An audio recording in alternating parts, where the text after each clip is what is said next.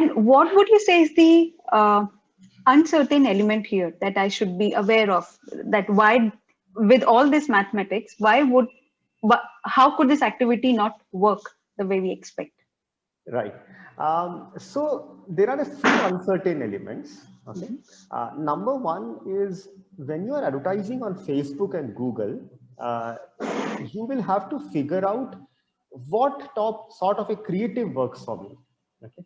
And I'll give you an example. A lot of times, the service or the product which you are selling might be slightly complex. Okay. It may not be as simple as selling a t-shirt, right? If you're selling a t-shirt, then you just show an image of the t-shirt and the person knows it's an orange t-shirt, it's a collarless t-shirt. You don't have to explain a t-shirt, right? Yeah. But if I am a chartered accountant, right, or if I'm an architect, I'll have to really tell them, look, what is so unique about me, okay, or what is so unique about my school, which is where what we figured out is you need to identify what creative works for you. Is it an image sort of a creative, or is it a video creative? Because a lot of businesses we have seen might benefit better from video creatives. Okay. That's the first element. Does image work for you or does video work for you? Okay.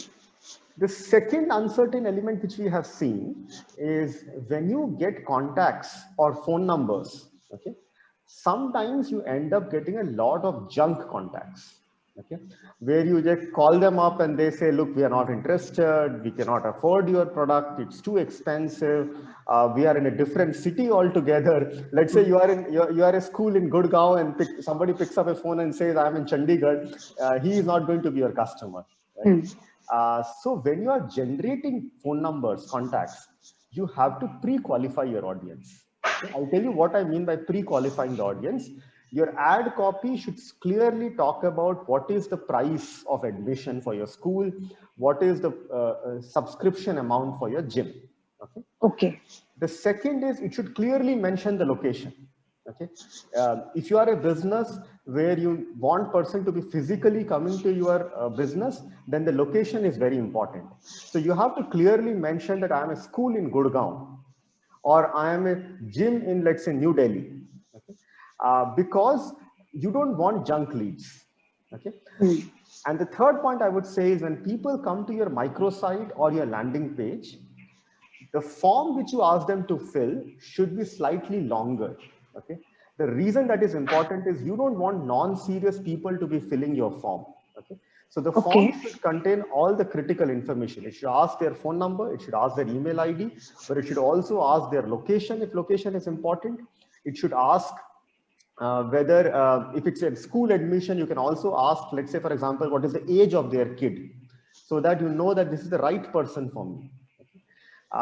So all those pre-qualifying questions should be asked in the form, and this will make sure that the phone number or the email ID which you get is high quality. Okay.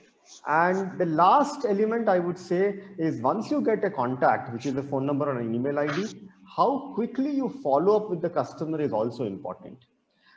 So we have usually seen that for most B2C businesses, the follow-up call should happen within 1 or 2 business days.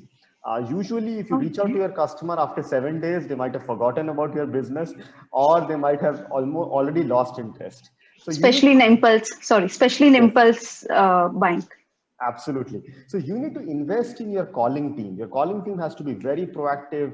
They need to have a proper CRM sort of a database. So let's say, for example, I'll give you an example. You call up a lead. The person says, look, I'm busy today. Can you call me back on Tuesday? Right? So you need to have a customer relationship management software where you can monitor this. You can enter this, that look, I spoke to this phone number or this customer, and he asked me to call back on Tuesday. And now your call center representative has to call back the customer on Tuesday and not forget calling and then just completely miss out on the lead.